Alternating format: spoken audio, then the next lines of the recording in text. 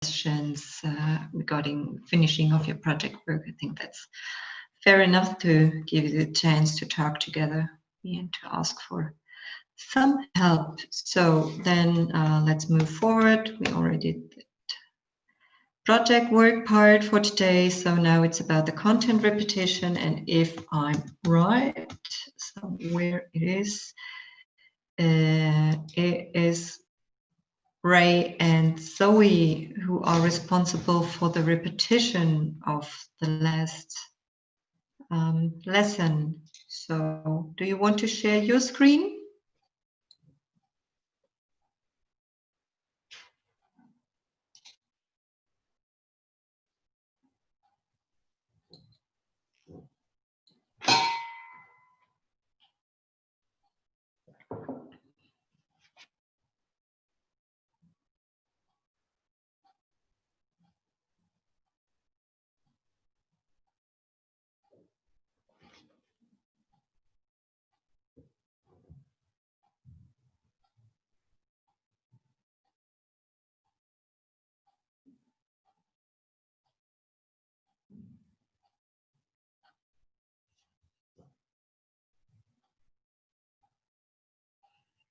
So Ray or Liang, it's your turn.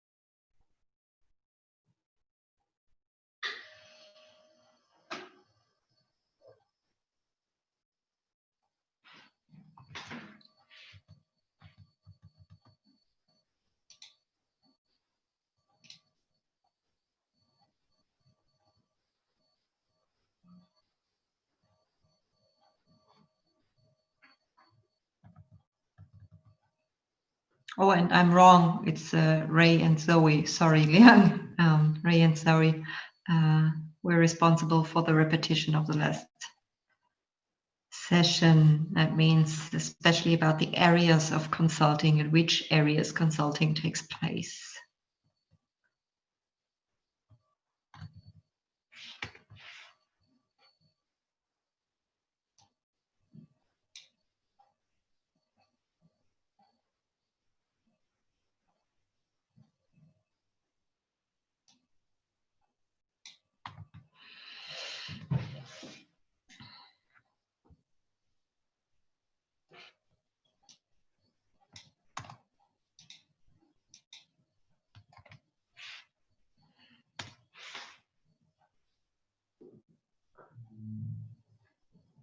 Okay, Ray is off. Oh yeah, she's lost now. Thank you.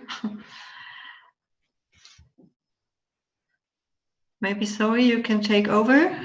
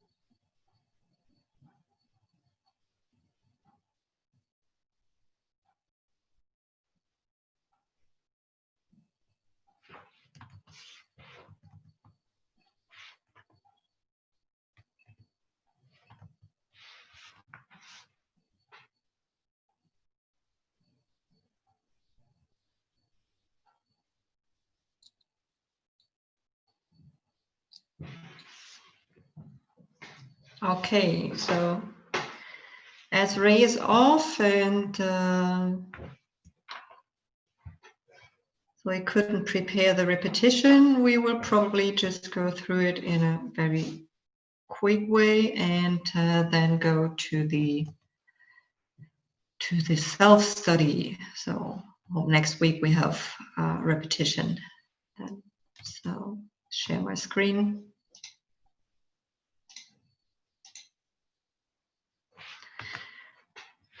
So as I said, I would just go through it very quickly. You remember that the main areas, this is just one option, how to split the areas of consulting.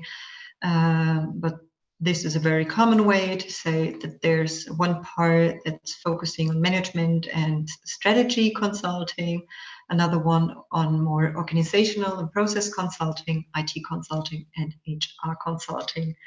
And the direction is like from top down. That means you start with management or strategy to design a strategy.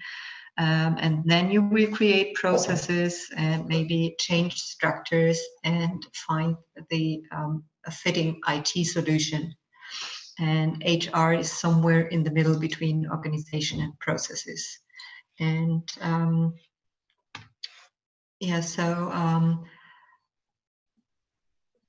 these are the steps I already explained, and the typical tasks are in strategy consulting are the analysis, problem identification, a lot of research, and you're going to build a hypothesis and to do some evaluation, and especially do decision preparation. This is a very strategic way of consulting. If we're talking about process or IT consulting, you also create you do some decisions or decision preparations, but it's not the main part. So usually you recommend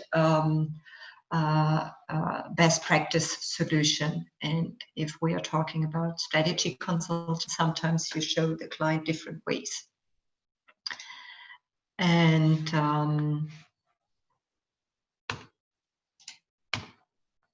the process and organizational consulting, the idea is that processes and structures should be created or designed in a more efficient and effective way. You remember the difference between efficiency and effectiveness?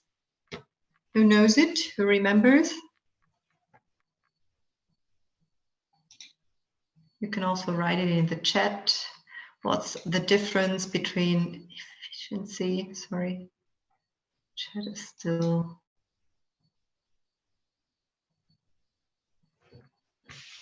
going on.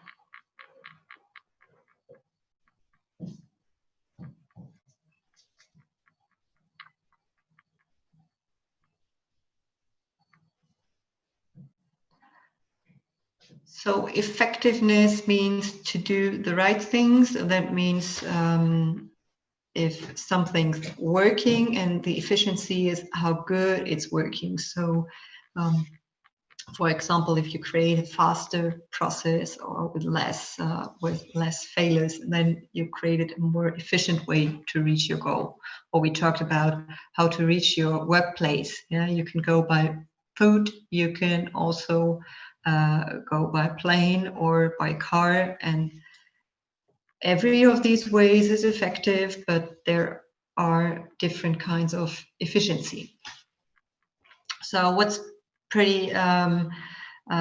what's different in comparison with strategic consulting is that we here now need also project management competences and change management competences, of course. And it's the same with the human resource consulting. We start with the analysis and the definition of new processes and requirements.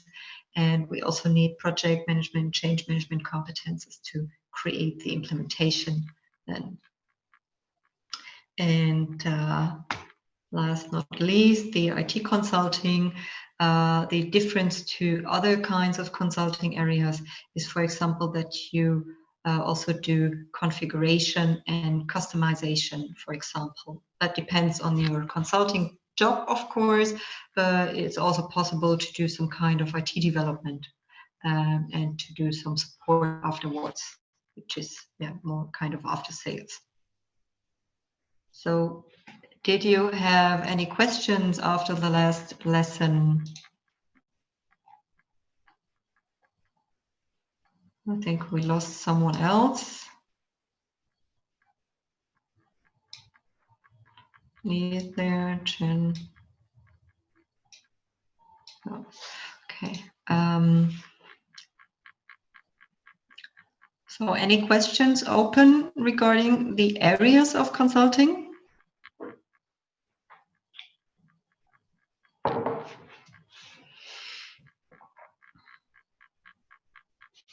Okay, then we're going to move forward to your self-study results. So the idea was that you go through the slides I added, which were part of the consulting basics, and maybe you divided these slides on each student. So there were some specific questions regarding the slides. Slide 26, find a specific example for each of the 7 reasons. This is this slide. So who prepared this slide? It's me. I prepare this. Okay, so do you want to share your screen, or you're gonna do it with this slide here? No, I won't share my screen. Okay, so I leave it like this. Yeah. The first is some speak. I found the example is, for example, like some law advice. It can be given from consulting company to the company. Some law advice? Yes. Mm-hmm. Okay, that's right. There's only one addition I'd like to do, because real law advice in Germany, for example, there are specific rules. So you have to be, for example, an attorney to give law advice. Yeah. This is what's working in Germany, but this can differ from country to country, of course. So other companies, for example, the recruitment company I was working for, we also had a lot of regulations to follow, and but we were only allowed to give advice regarding the processes, but not to tell the clients if something's working under the law or not. So this is pretty specific here in Germany, maybe in other countries too. Yeah. Okay. And the next one, Tim? And the next one is from the outside view, outside the company. Maybe the consulting company can provide him more information about the whole market situation and the whole industry information. Mm-hmm. About the market or the industry. Yeah, that's right. Mm-hmm. And there, it's also possible to, for example, the external view also means, or can also mean that you have someone from the outside who is able to evaluate the processes and structures in the inside of the company, because he or she has an external view and is not so much involved. Yeah. This is also an option. Mm-hmm. And the third example I found is maybe the consulting company can give some advice about how to divide the human resource of each different apartment and make it more reasonable and effective. Mm-hmm. That's also an option, right? And you can also see so So in addition to your example, it's also possible that, for example, if you are running a project, restructuring project or something like that, you just need someone doing the project assistance work or project planning. Then you can take someone of a consulting company who's doing that job because you don't have the capacities to do that job, and you just rent them for a specific time. Mm-hmm. And the change driver, I'm a little bit unsure. Is that means to make the all worker from the company become more active and enthusiasm? This can be a part, but yeah, it's also, as it's written here, someone, for example, who's doing the dirty work. Someone you need to do. You need to make decisions which are not really welcomed by your employees. For example, if you are closing a business area, for example, and some people are losing their jobs. This is possible. And sometimes it makes it easier if someone from the external, from a consulting company, is doing this this change or on an operative way, or if you can just say, okay, it's so you need the bad guy. Yeah, sometimes you need a bad guy because you don't want to burn your own people. Yeah. And this is one option.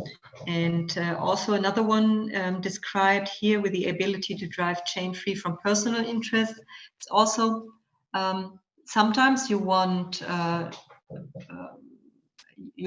big change in your company. It can be a cultural change or restructuring, but the internal stuff, also the management, is bounded to, I don't know, personal career interests. And therefore they don't want to drive this change and they are probably against it. And someone from the external is not. So he's just doing it.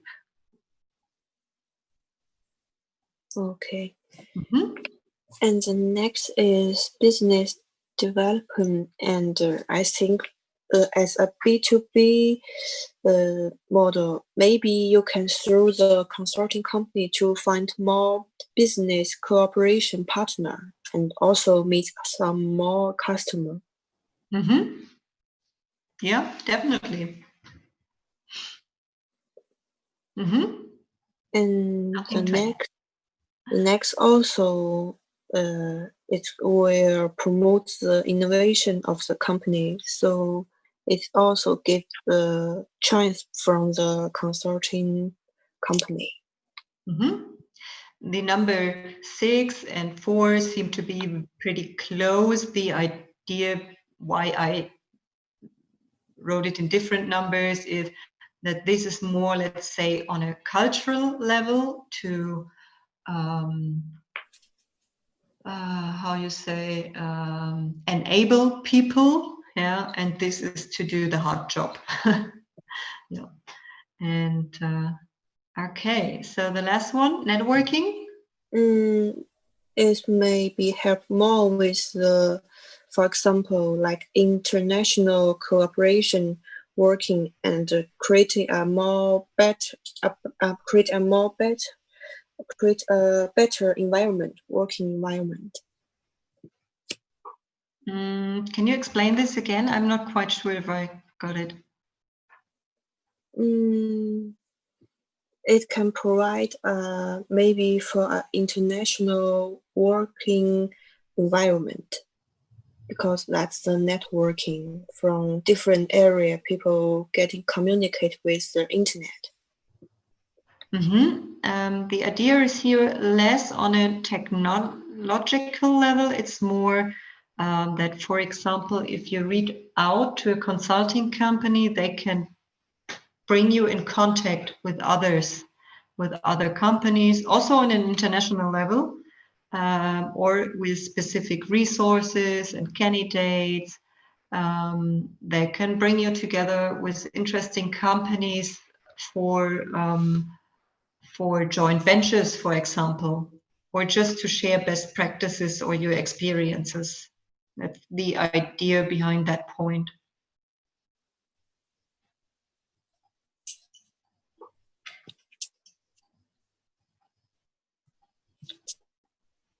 Yes, that's my part.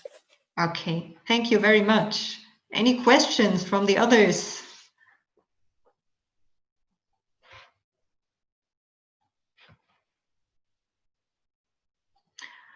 Okay, then let's go to slide 27, 28. What are the differences in the value chain of a manufacturing or consulting company? Who took over this?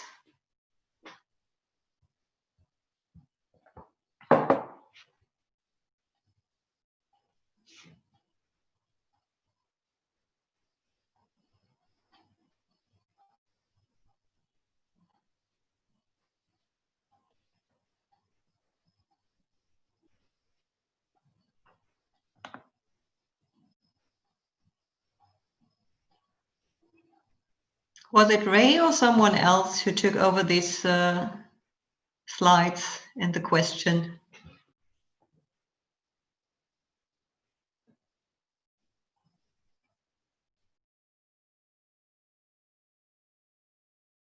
Okay.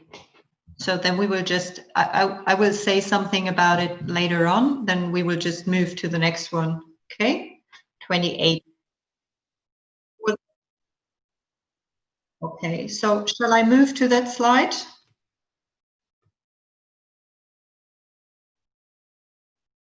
Yeah. Was that right? Was it this one? Yeah. Okay.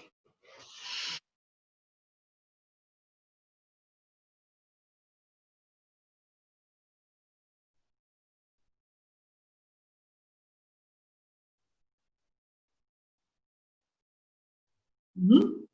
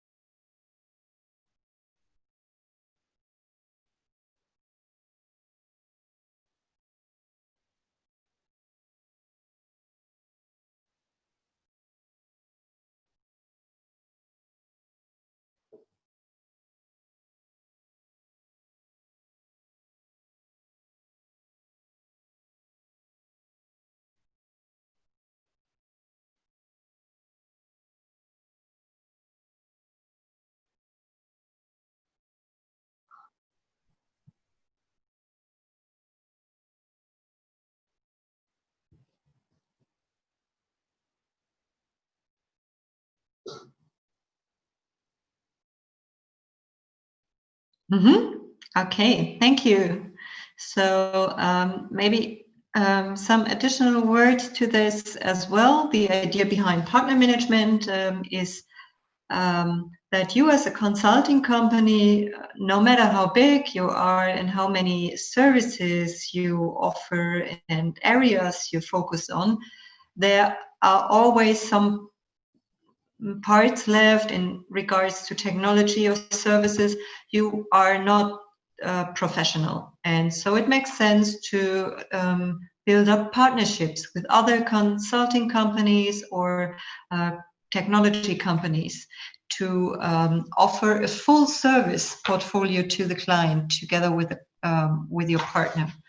For example, you already mentioned the human resource or recruiting company. Let's say a recruitment company is offering recruitment services to their clients, and they build up a partnership with a technology provider who offers, for example, a recruitment platform. Yeah, so that makes sense to not develop your own recruitment platform, because there are so many on the market already that are working pretty good. And so you should, as a consulting company, recruitment company, you should reach out for these partners. And so then you can offer your customers the service, to manage the process, to find resources and talent. And also you can offer a recruitment platform, a technology solution to support that process. This might be one idea of the main idea of the partner management. And I think the question was also to what a process of partner management could look like. Did you have made up any ideas already, Liang, about the process?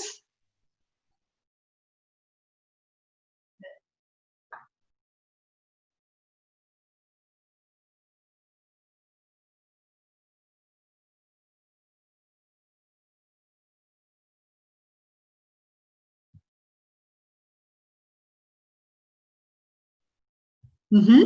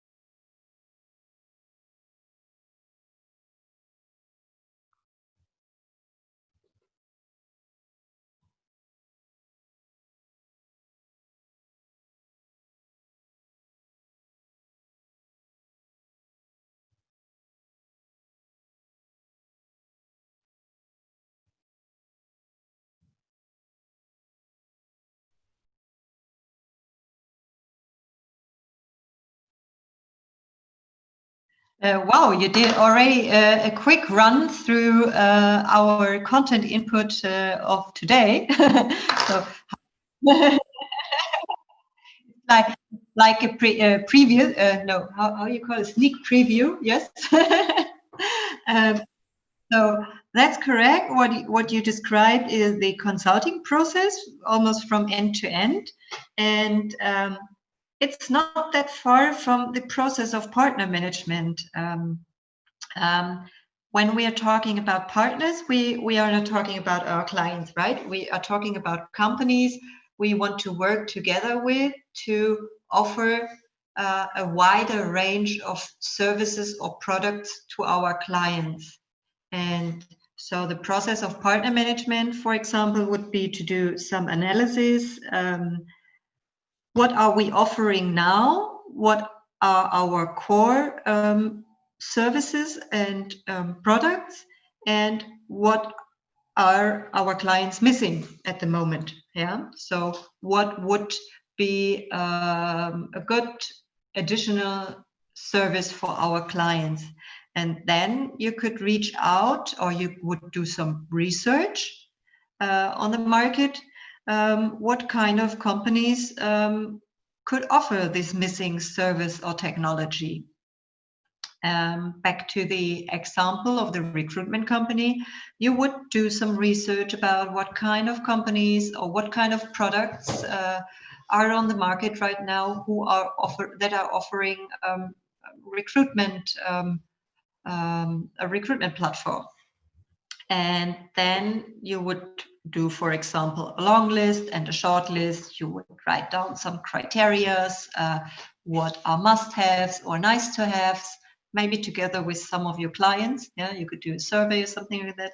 And you would reach out for your top 3 partners, for example, and ask them to do a presentation of their tool. And you would go through your requirements catalog and so on.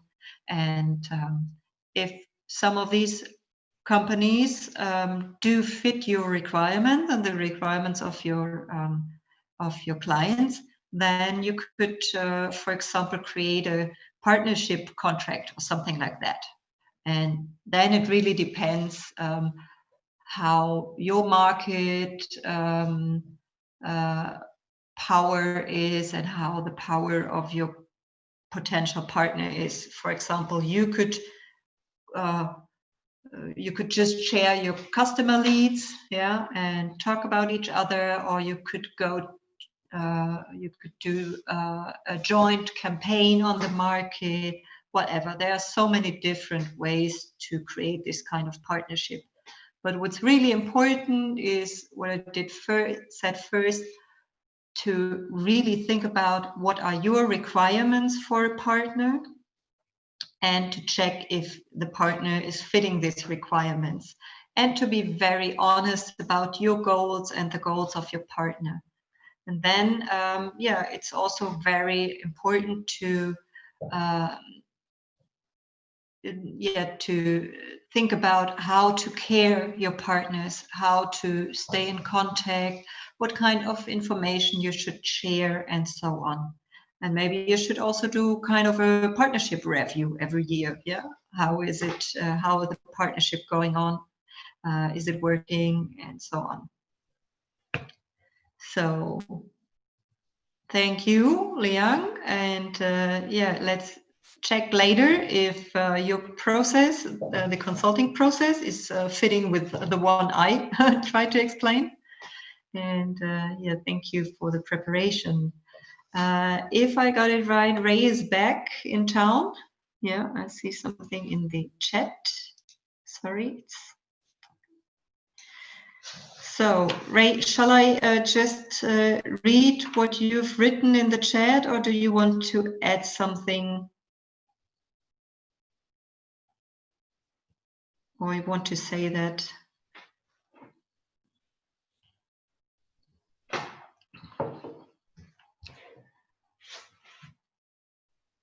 So the question was, what are the differences in the value chain of a manufacturing or a consulting company? And this is why I added you different, the slide you already knew, Porter's value chain. We talked about that some weeks ago. And we and there's also the typical value chain of the consulting business. And so what Ray has written is, I think the differences between them is consulting value chain is focused on service and good itself, while manufacturing's focus on the process of products or service from offer to customer. Value chain is focused on service and good itself, while manufacturing is focused on the process of, you mean the production of products. Consulting is the view of helper, and it's more independent and objective. Manufacturing is the view of internal management. So if we see that, it's true. Here we have a more internal view, but still there's something coming in, right? Inbound logistics. And it's very important because you need, if you're a manufacturer, you need a lot of raw materials usually. And you need machines and special technology and hardware, software, and so on. Not only to manage, but also to do the production here in operation. And then you go outward to the client.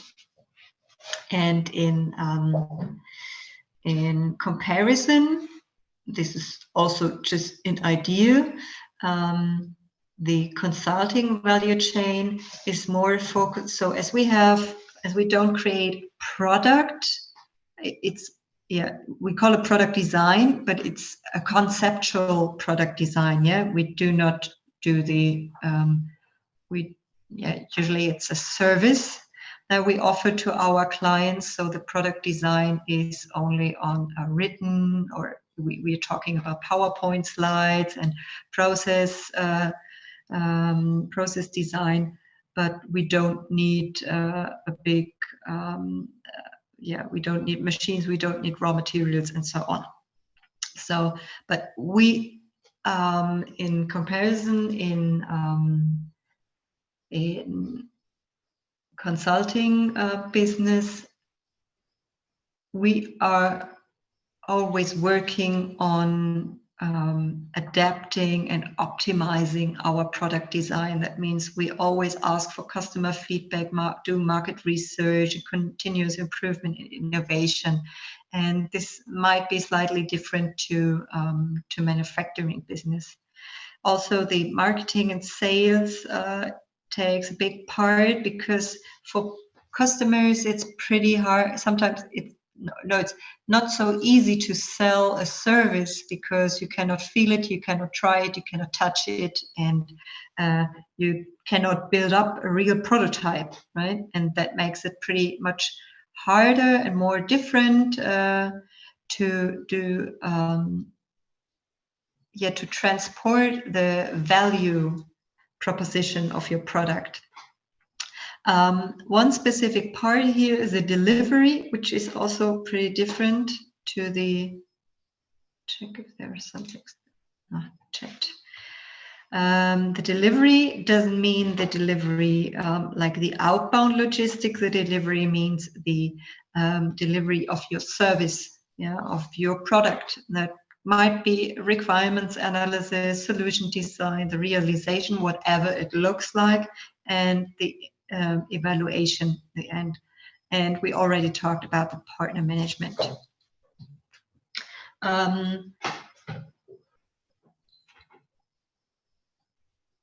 What's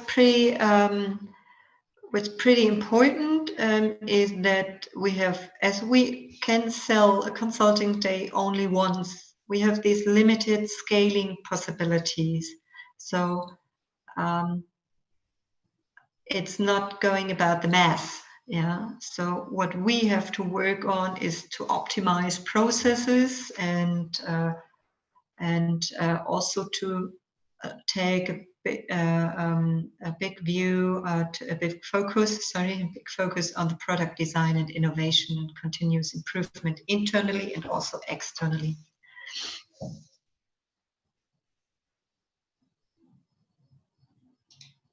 I don't know why the chat is not working. Sorry.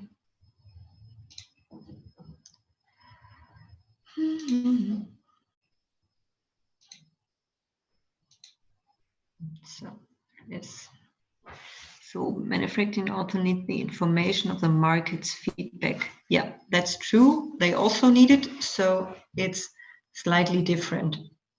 So what's easier sometimes is to do changes in product design of consulting instead of manufacturing business, of course. It's easier to change your concept than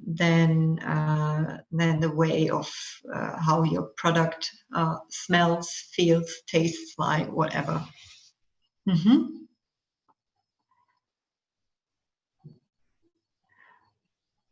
Okay. Hopefully this was also, thank you, Ray. This was also what you wanted to say. I was just trying to be your voice and to add some more ideas I had in mind creating this slide. So then let's go backwards to slide 31. Why are communication and knowledge management so important for consulting companies? Who is responsible for this question?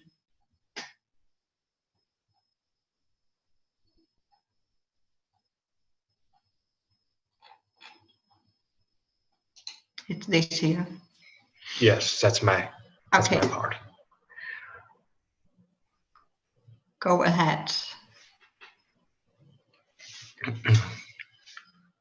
Well, consulting company as a supplier of knowledge, you must get information and learn knowledge faster than all your customer. So the question is, well, why communication and knowledge management is so important for consulting companies? It's obvious. The product or the service you sell is knowledge and methods. And in this area, every problem you face are specific and unique. And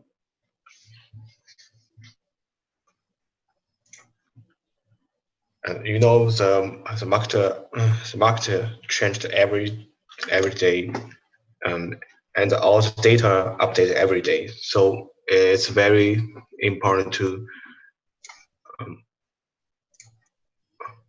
make a decision in your own companies. That's exactly the point here. Scope for decision making. You got only quite a short time to make such a decision. Sorry. And communicate within the companies to share the new update data.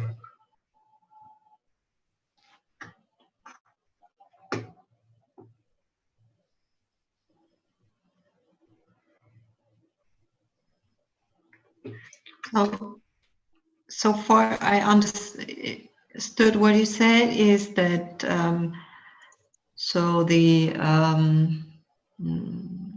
core competence of a consulting company is their knowledge and also to gain knowledge, to gather information. And so it's pretty important to create a efficient system, how to manage this information, how to store this information, to be able to retrieve this information quickly, because we know that customers, so knowledge management is pretty difficult, and most of the companies are having a lot of problems with this, how to store information about internal knowledge, processes, responsibilities, and so on.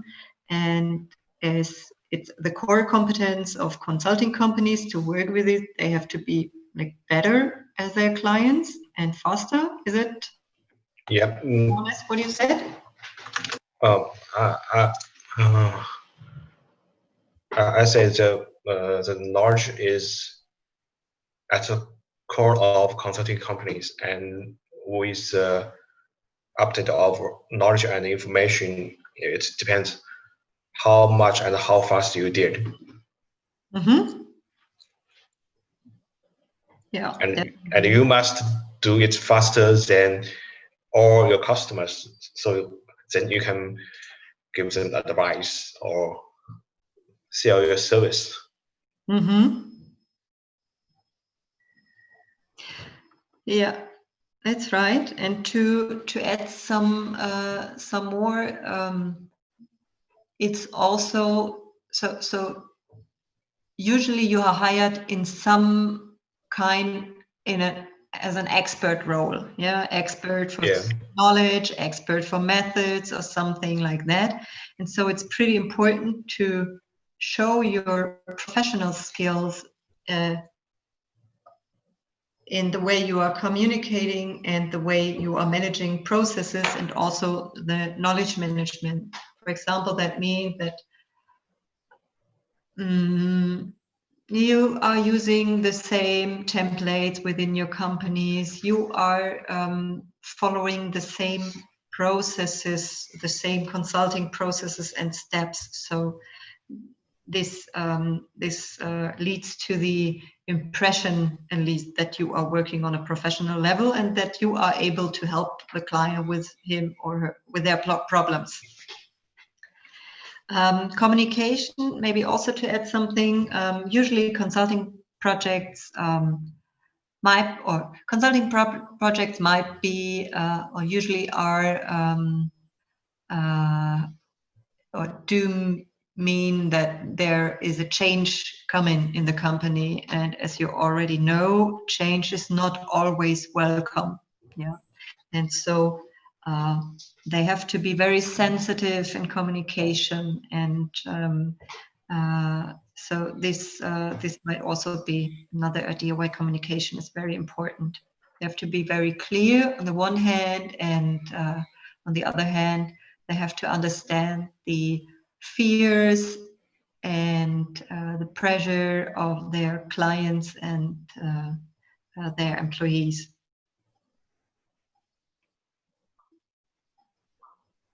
Okay, thank you, Lee. Any questions from the others? If not, we're going to go to the last question. It should be slide 32.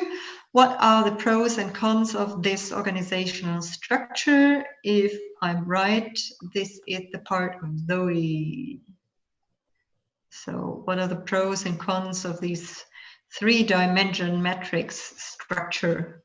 What do you think?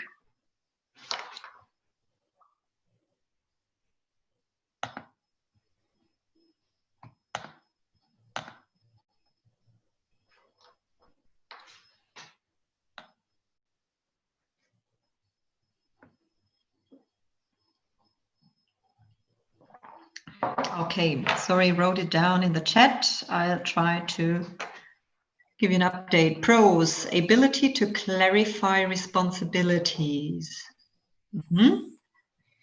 Second, resources can be shared in different projects. Yeah, this is what I tried to line out with these red lines. Third, focus on the project. That's right, that's very important. Fourth, organizational structure is more flexible. That's also true. What sometimes also happens is that, for example, within one discipline, here it's it's created in the same way in one discipline, let's say consulting. The second dimension is the service, and the third, the countries. But it could also be that the consulting area is then in the second dimension focused on countries. This is also possible. So there's a lot of flexibility because you can do it in a different way in each dimension, in each column. So then cons. We have first high requirements for members' communication and coordination skills. That's right.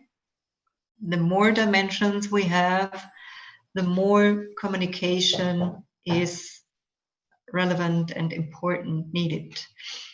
And yeah, the second one, task assignment is unclear. Let's say can be unclear. Usually it should be clear, because if we're working on this consulting, on a consulting project in the automotive area in country D for Germany, it should be clear who is responsible. But of course, if we have these interdisciplinary projects, maybe the main responsibility might not be clear in a natural way. So we have to talk about that. Have to clarify it when you are starting the project. And third, cons, coordinating resource sharing issues requires a lot of energy. Coordinating resource sharing issue. So it's close to number one, if I understand this right. To share resources internally in projects, and we don't see it here, but it might be possible that one project and another are overlapping. Yeah, so then we need to share resources from one area, and this requires, it's not only that it requires a lot of communication, coordination skills, it also requires a lot of energy. That's also true. Yeah. Thank you. Thank you, Zoe. Any questions regarding this question?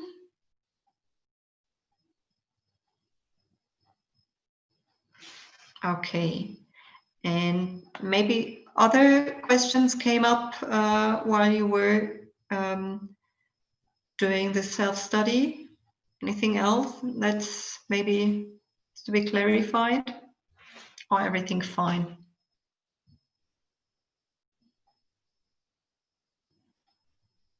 Okay, I take that as everything fine. Then there's this part B left, boutique consulting.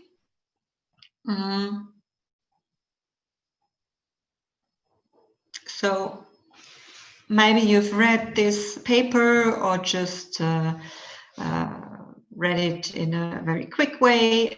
So what did you find out, or maybe you asked Google, I don't know. What did you find out what is meant with boutique consulting and what's the difference to a solution shop? Who has an idea?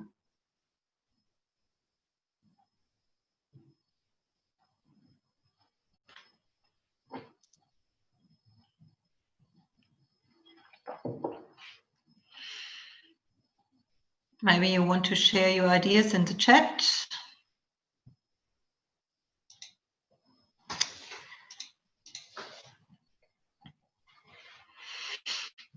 What's boutique consulting? Do you have any idea?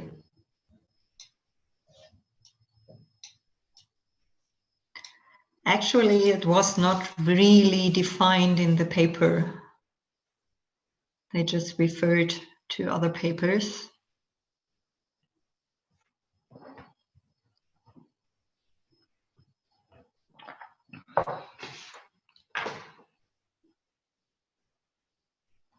No ideas? So then let's just check it quickly. So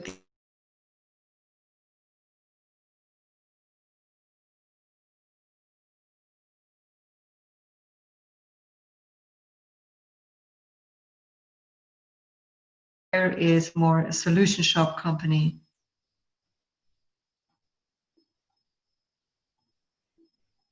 Or maybe you couldn't hear me. Fashion, clothes, shoes. No, but close. So maybe you have this H&M and Primark and whatever. This is more a solution shop, and the small boutique, the small shop who only sells, for example, blouses and fitting scarves and so on, and shoes. That is more a boutique, which is, how can I explain? It's more individual, it's more customized. Yeah.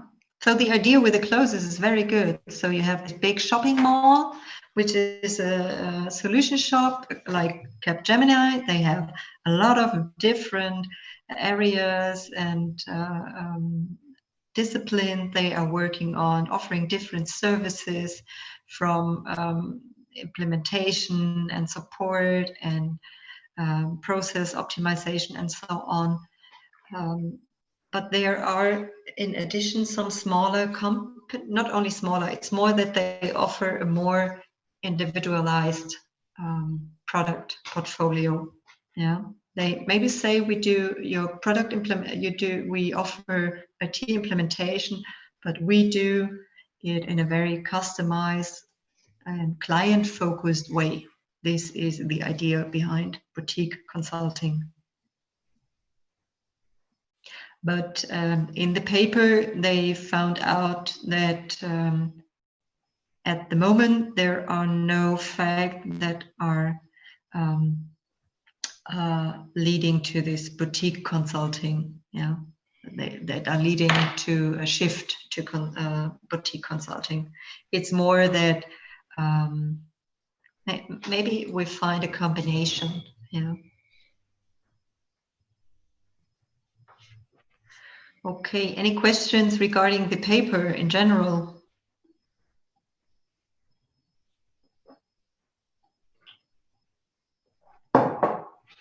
Okay. So then let's do a quick break before we switch to the consulting practice. So we meet in 10 minutes at